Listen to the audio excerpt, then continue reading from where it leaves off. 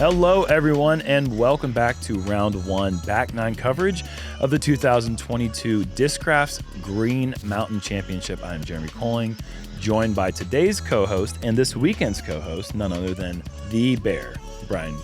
I wanted to call you Bearhart, but yeah, Brian Earhart. That was good enough. Thank you. Yeah, you're welcome. Front 9 scores. Let's take a look at those real quick. What do we got going on the course? Aaron Gossage, 5 under. Ricky Wysocki, 4 under. And a little bit of a slow start for Calvin Heimburg and Steve Brinster. Yeah, Calvin with the nasty double bogey on 8, just kind of struggling off to the left side of that fairway. And I feel like on this course, there's not a lot of room to come back. We have a tough back 9 coming up. This is an absolutely dreamy hole. I mean, you can see the mountains in the background over those trees too, and the tunnel, the length of the hole, the fairway, it's plenty of fairway, but it also sometimes, it still feels tight. And look at the green here. These trees, they've limbed them up to give the players who actually do access this green a better shot at making their putt. Just nothing wrong with this hole at all. I agree with you. I think there's kind of a formula here. You put a little downslope, you make about a 450 to 470 foot hole, and it is great. Yeah. And just put it in like the beginning of fall in Vermont and make the change of the colors just absolutely sparkling. I mean, just you have a recipe for... I don't know where that went, Brian. I think it kicked right, yeah. And I think it might be in the right side edge of the trees. Ricky, great line. The height, however, just not going to allow him to get all the way there. He's going to be about 80 feet, maybe 75, 80 feet. I feel like the ceiling kind of funnels upwards. So if you want to challenge the ceiling, it's a little narrower. Yeah, that's one of the difficult things is you don't have that much ceiling to get this distance, but it is there, but you have to challenge the tightest part of this fairway. Nice shot from Calvin.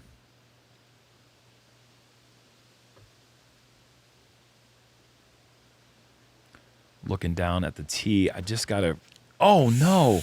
Steve Brinster, actually a very fortunate result after that early release, or late release, excuse me. But looking down at the tees, I just wanted to give a quick shout-out to the staff here for making the adjustments to the tee. I think easily the biggest complaint about these courses were the prior tees. And now I think they might have the best tees in the sport. Yeah, they put in some really grippy pavers, and they just put them in the week before the event.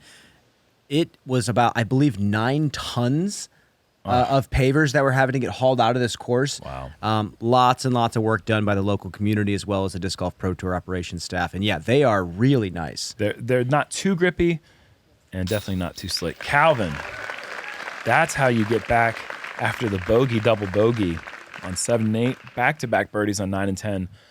Both of them in that kind of a bonus birdie type of classification. What a par save.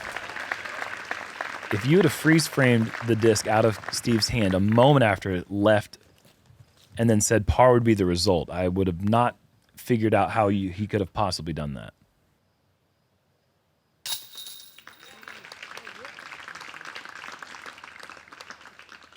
Ricky keeping it clean on the scorecard, 4 under.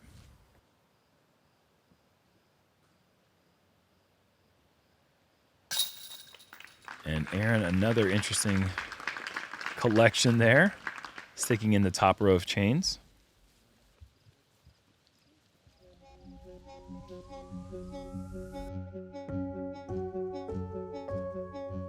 Hole number 11, 620-foot par 4. I would call this one of the signature holes in this course.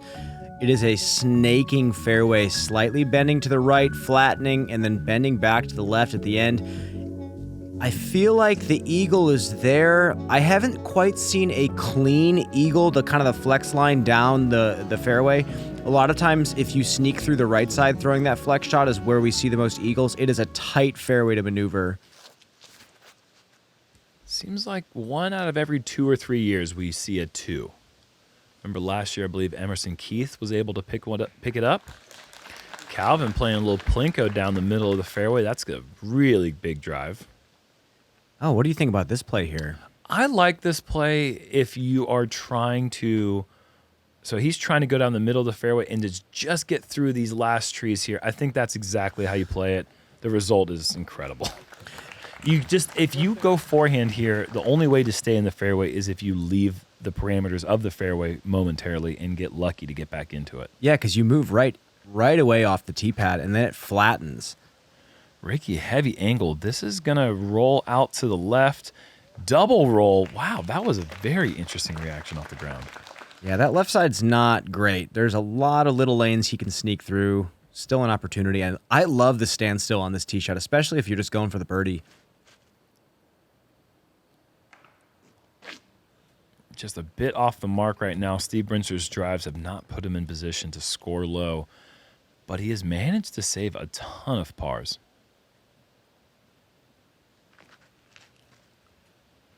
Oh, that was the skinniest of the skinny gaps, and he's made it down the fairway decent. Not necessarily guaranteed any score right now, but a good second shot.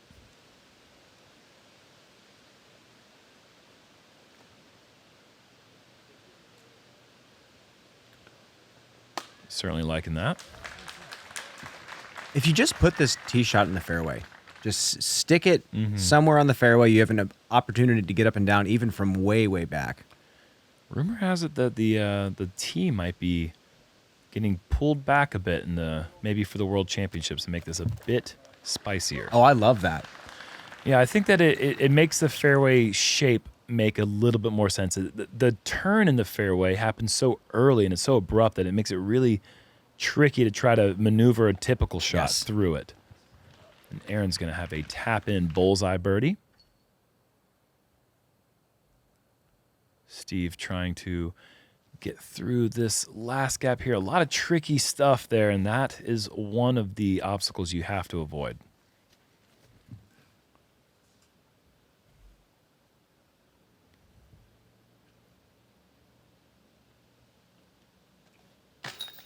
Oh, my God. Boy. Every single part of the basket except the inside. Looked right the whole way, but the last second. Doesn't touch the bottom of the basket. I thought for a second it clipped the bottom. That's a rough miss there. Ricky for the birdie. 5 down through 11 is not a bad pace, especially if you're feeling good off the tee. There's a lot of good birdies coming up here. Calvin, 3 birdies in a row for the second time in the round. He has gone from even to 3 under.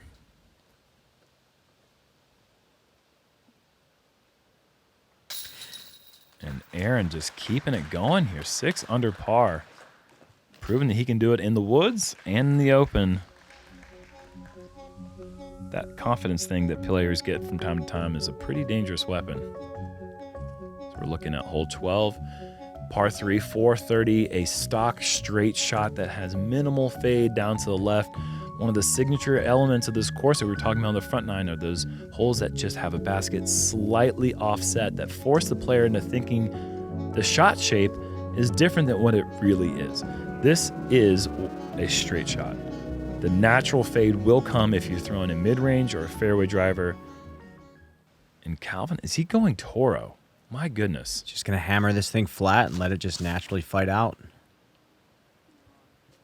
He's got that thing turned on an Anheuser. And folks at home, you're not probably turning a Toro over that much. It's a pretty overstable disc. This looks phenomenal. Just missed the rocks, missed the last tree. Those are the enemies at the gate. I feel like those little boulders at circle 2 make you fly the green. Otherwise, you're kind of rolling the dice there. Like the height on this one. If Ricky's saying sit, it usually means it's perfect. And I wouldn't call that perfect, but it's darn near.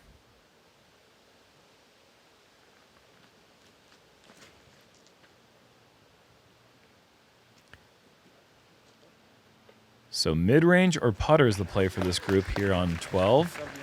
And the result is we got a little bullseye action for Steve. I love how closed off he runs to throw a hyzer in the other direction. That was kind of a Steve Brinster patented technique there for a long time. We lovingly called it a controlled grip lock for a long time. Yeah, exactly. But honestly, he's generated some of the longer hyzers that I had ever seen, especially when I was coming up in the game.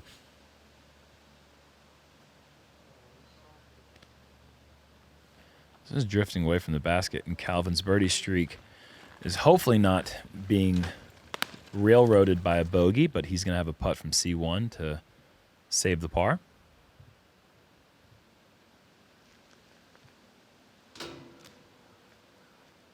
Good effort. It's not a putt that's going to damage your confidence. That's a decent run on an elevated basket. Wow, we just saw that putt from Steve in the last one. It didn't go in. This is the farthest right chain. Wow. The very top link on the basket. That is entertaining.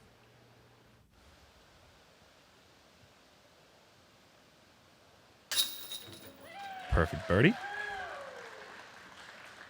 And now Ricky joins Aaron at 6 under.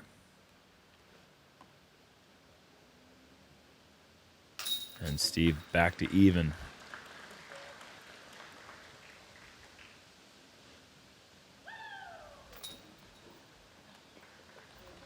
Oh, a couple good birdies and a couple of nice par save for Calvin. Aaron, not so bad. So 13. Again, sub 600 feet. Opening tee shot doesn't require a ton of distance. It requires precision. Yet again, drone is flying exactly where an optimal tee shot lands, right about here. You can even get aggressive and cross the bridge. I've seen that a few times, but you just want to position yourself to attack this tight tunnel and not hit early and lose your opportunity for birdie. Forehand works, backhand works. It's dealer's choice. It seems so straightforward in its design, and yet if you are off your mark at all, as Ricky just, well, not in a good spot now. You want to keep it as close to that gravel as possible. If you start getting in the grass area, you're really cutting your angle off. Is he rolling this? He certainly is. Star Destroyer. Oh my gosh, and he throws an air shot at the same time. Wow, it's hard to do both of those. That last bit of action there is going to take Steve out of that primo landing zone that you're looking for, but he laid that down really well. Hung out too wide.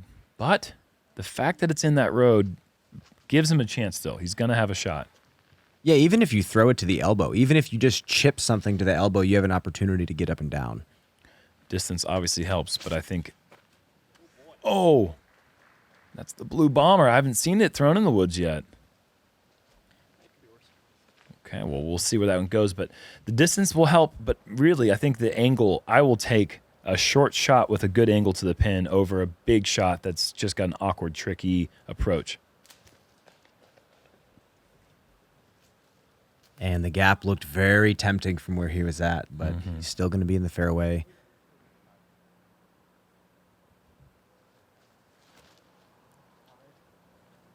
This is a bit dangerous because that left side is just brutal.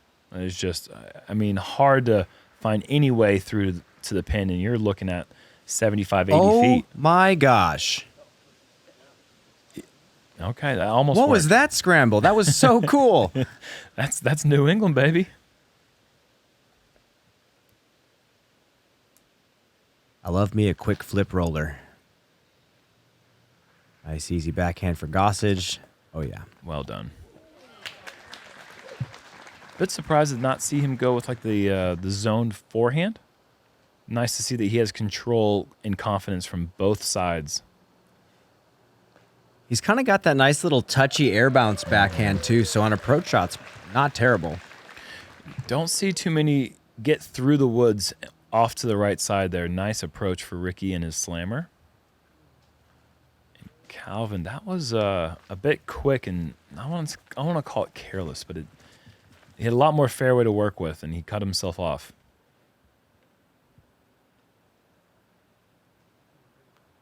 No way. Sure. No way. Yeah, I'll take that. That's the way to play the hole. No way. Techie roller. Ching. I've seen Steve make that exact hyzer glide putt probably 100 times for the last 15 years. Love it.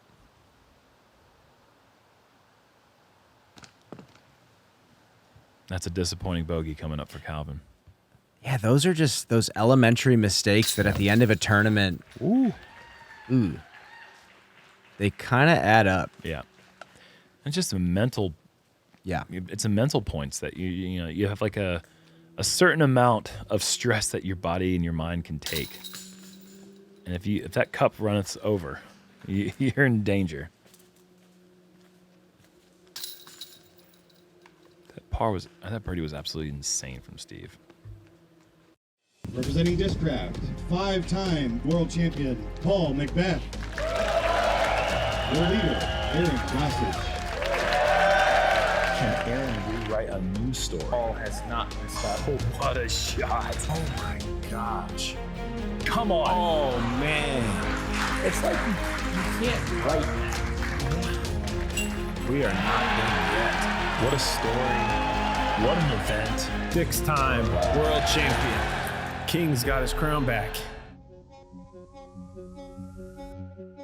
What a special battle we were treated to just a couple weeks ago. I mean, who would have thought that Aaron would have just been in the mix the whole time? And the fact that he just really, I mean, it really was a story that I can't wait to see someone retell it in some sort of cinematic way. If that ever happens, I'll be very excited.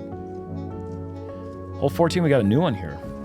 Yeah, a lot of players are saying this is just a poke and hope forehand. They're just trying to throw the hyzer up the hill. I heard this hole is not permanent. This is just for this tournament here. They're going to make some tweaks in the future. But really, this is kind of how you play the hole. You throw the forehand up the hill. You sneak through some of these skinny trees. Beautiful shot from Ricky. Well, we were honored to have Brinster as our practice round guest. And, he had much to say about the course design out here. And he was saying how this hole is a better backhand than a forehand. And I had to look at him. I was like, dude, the ceiling's way too low to be a better backhand turnover. I just don't necessarily buy that. But they're going to limb this up, and I think they're talking about moving the basket back another 50, 60 feet. In that case, I think it actually would be a backhand hole, because then you're bringing that big, long, late turn. But a good shot for Steve and a perfect shot for Ricky. Aaron trying to match that same forehand hyzer line and hitting the skinny one. That skinny one right there, all the roots are pretty much out of the ground. I could probably break that tree over my knee and take it home with me. It is nearly gone. Well, somehow withstood a hyzer shot from Aaron Gossage, which I don't think I could. That would have knocked me over, and you could have taken me home too. That might have sounded. That's whatever. It's okay. Leave a comment in the whatever. Gossage. Sorry, let's get back to disc golf. Gossage left side with the birdie look.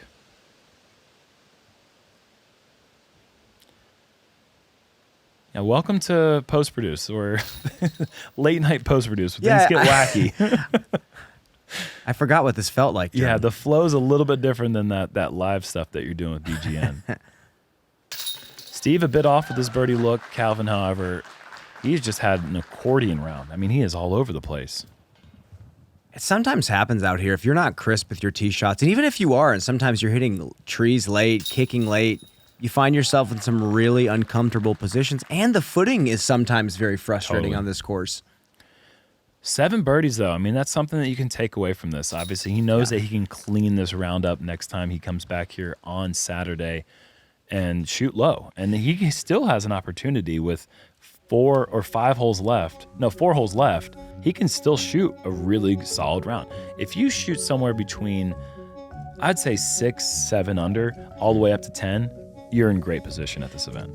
Number 15, this is, I would say, the hardest par 3 on this course. Easy. 400 feet, it's a very subtle bending hyzer, but the problem is This is an island hole, essentially. The fairway and the green are all in bounds, but anything outside of this rock wall off to the left side and deep, out of bounds. If you miss, if you hit early, you have to go to a drop zone. So you have to hit this gap.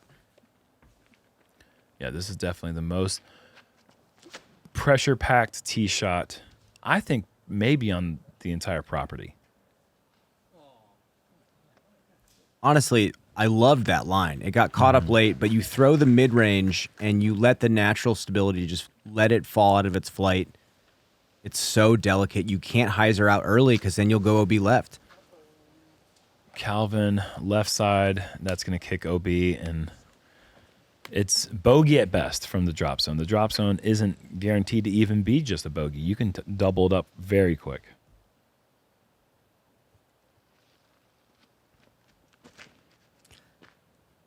Steve, this is pushed wide right. If it stays clean, it doesn't stay clean. But he's still, I mean, I think even if that does stay clean, he's still almost, I don't want to say guaranteed to lay it up, but it's a very scary run down to the pin.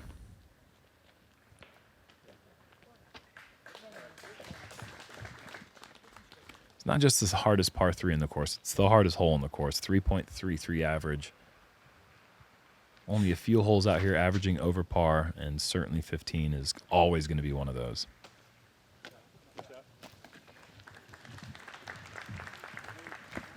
So it'll most likely just be a bogey for Calvin.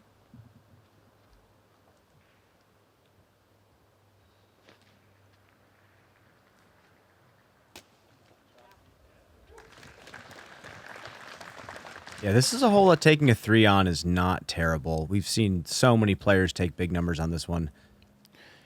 It's almost game plan. I mean, yeah, the shot that you have to throw to get to this pin is kind of stock for some players, but it is not. It's still, I mean, an incredibly pressure-packed shot, and any error is just straight to the drop zone. Yeah.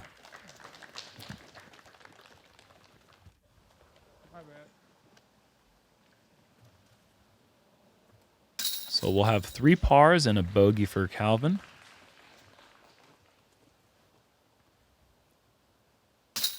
I'll give Calvin an opportunity to try to get to 3 under for the 4th time this round. You know, I will say he had a really rough round at Ledgestone and then came back to Northwoods Gold and shot the course record the next day. He tends to do that if he does have a rough round at any point in a tournament. Right now, he's 6 back of Ricky. And no doubt in my mind, at some point, Calvin will be in the top 10 of this tournament. We don't know when it's going to be. It's going to be off the camera, but it's going to happen on the course.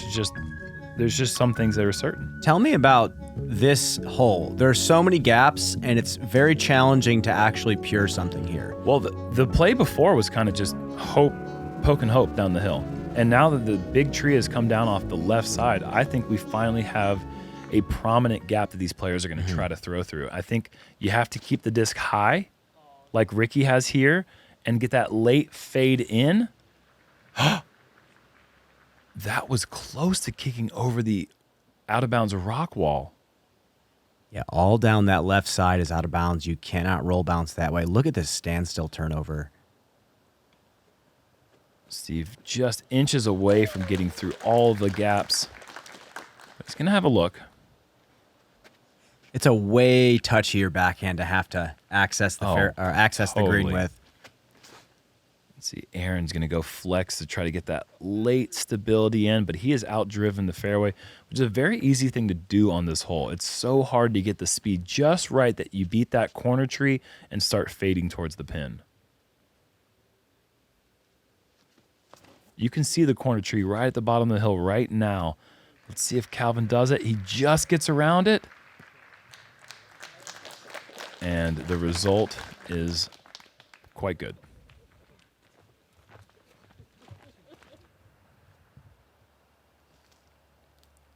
Ricky, no way. Oh my gosh. Come on. That spin putt is so smooth. It's a throw. He's throwing it, right? He's a putt. He's at the park. His friend's over there. He's throwing the Frisbee. That's beautiful. A newsflash. That thing goes in without chains, too. If there was just a floating bucket sitting on a pole, I mean, that's going in. That pace was too good. It was too center. What an advantage. And right now he's throwing the disc off the tee. I was listening to your coverage today. Ricky was leading the field in strokes gained off the tee. And now he's made 2 putts outside C2. You just can't do both at the same time in a fair way. I call shenanigans. Well, he doesn't even look like he's shredding the course. He's just doing what we are used to him doing right now. I feel like once we see him in that automatic mode, he's calling it blackout mode, I suppose. We're going to see him shred one of these rounds. He's done it here before and won't be surprised to see him do it again.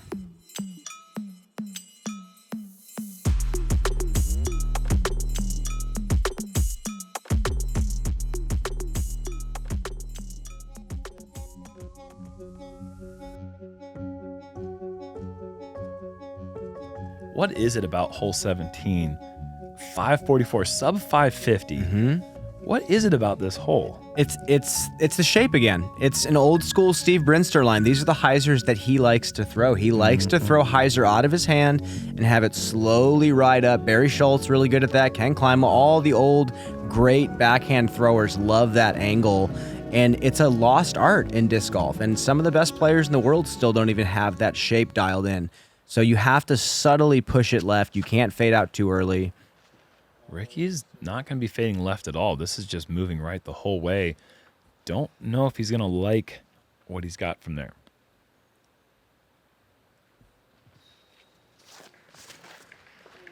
And Calvin, he's kind of following suit. It's going to be hard for him to get to that 4 under number, which he hasn't quite gotten to yet this round. Oh, boy. I was hoping that we wouldn't see that at some point this round. Steve, my goodness, gets through everything. What? I don't even know if he knows that. But reaching for the back, that has been the problem. That has been one of the issues why we haven't seen Steve at some of these bigger events. You know, like he broke his streak of every year since 1999 going to the World Championships this year because he knew that his body would not be able to withstand those courses throwing that hard for that many days. Oh, look at this shot from Calvin. Beautiful. And I think 4 under's in big time danger.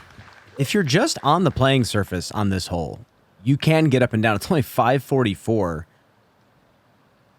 Not to take away from how clean this flex shot was. Nice shot.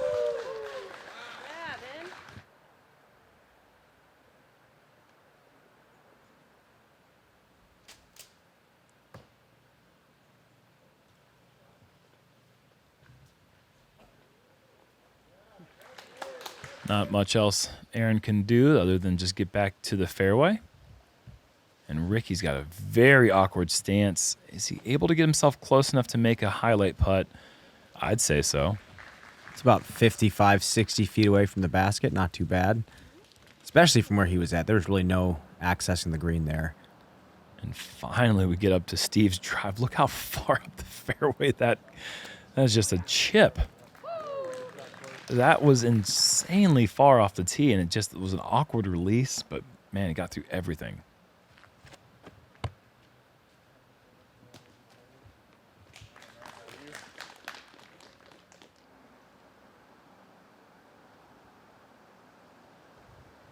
Rick from deep. A bit of that run, you have to be wary of that because if you go over that hill, not only are you out of bounds, you're going to have to send the spotter to go get your disc because it's about 500 feet straight down to a river. I mean, I have never seen anyone do it before, but I know it's got to happen. It's right there. Casually, like all the time. Like you're dead.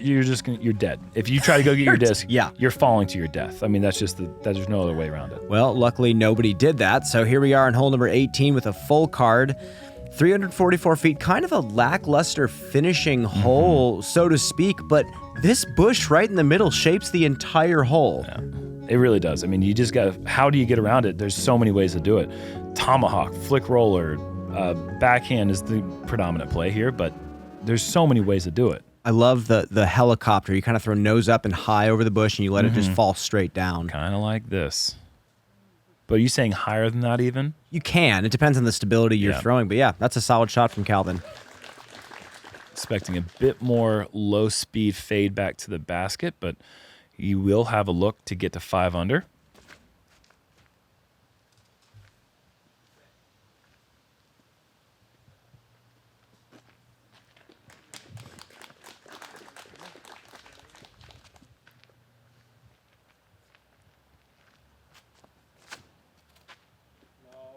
And that's not getting through the bush. That's dead center.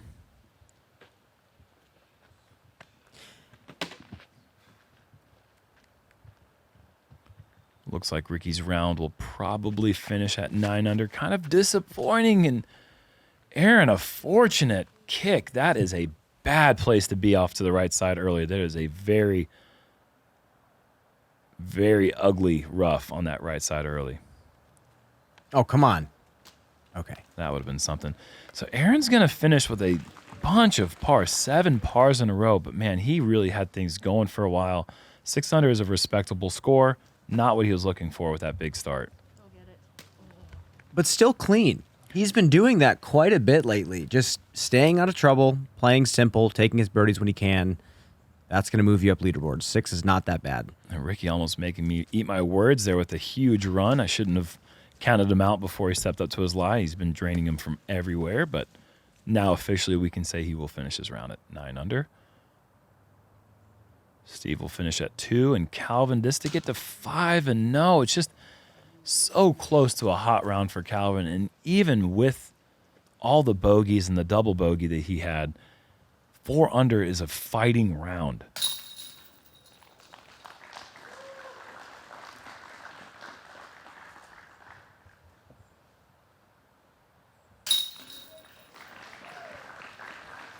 Nine is good no matter what the conditions totally. are. 9 is solid. 9's good no matter what the course is, no matter what the conditions are. I mean, that's kind of the number you're circling that you'd like to shoot every single round, every single place you go.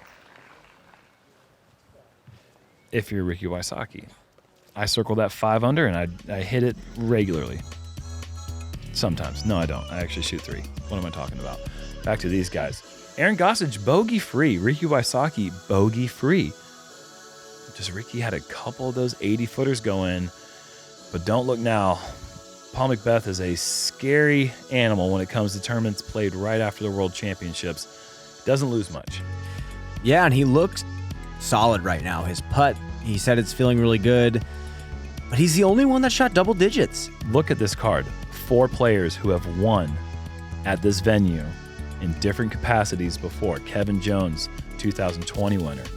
Macbeth, he's probably won out here 10 times. I don't know. Ricky Wysocki's dominated out here. And Greg Barsby, the 2018 world champion from this very property. What an exciting round we will have in store for you tomorrow at Fox Run. Round 2 of this 4-round event here at the Discraft GMC. For Brian Earhart and Jeremy Koling, that wraps up for round 1. We'll see you tomorrow.